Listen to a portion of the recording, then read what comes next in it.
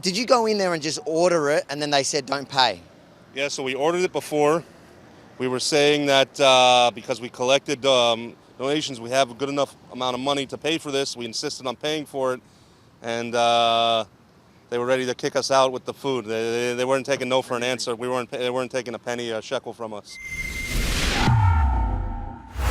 Yemini for Rebel News in southern Israel. Now, we were just here filming another story where soldiers pulled up to us and said, you need to go to that burger shop and give them credit because, like we're seeing across this country, this shop refused to take the soldiers' money for the entire platoon.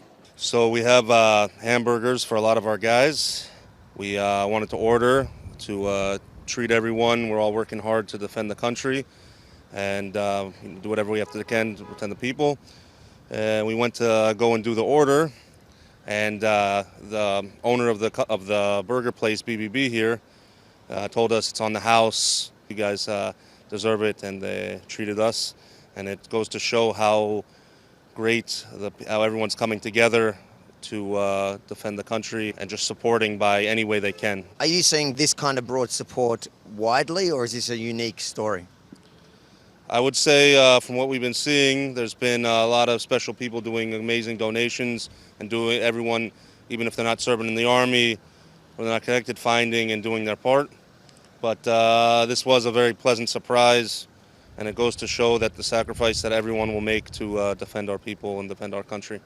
And Israel's been a pretty divided place the last few years. Has this attack and basically now the response, is that uniting the country? Does anyone even remember the protests about the law reform? Is there a shift now?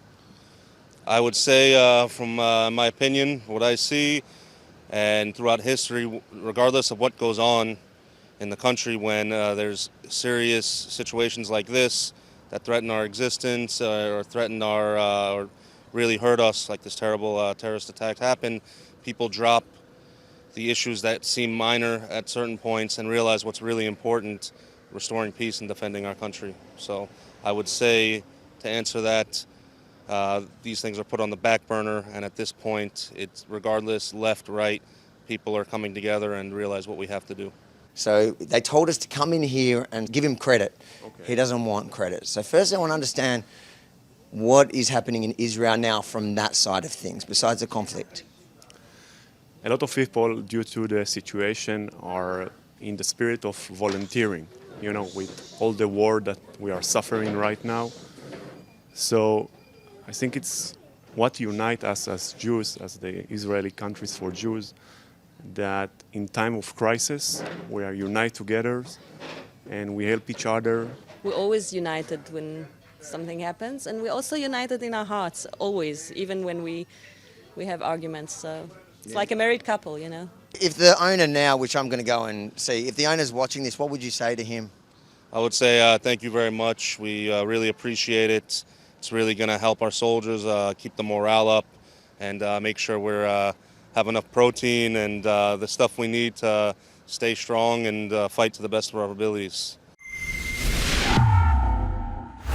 If you think it's important for the world to see the good as well as the absolute evil we're witnessing here in Israel, make sure to like, comment and share this far and wide, because I think it's important for the people of Israel to see that their unity is recognised, but also the evil terrorists to see that they've managed to unite what was a divided country. And then head over to thetruthaboutthewar.com and bookmark the page. We'll give you stories, every single story from the front line here as it happens. Thetruthaboutthewar.com. And if you support our mission here, consider chipping in a couple of dollars to help cover the cost. Thetruthaboutthewar.com.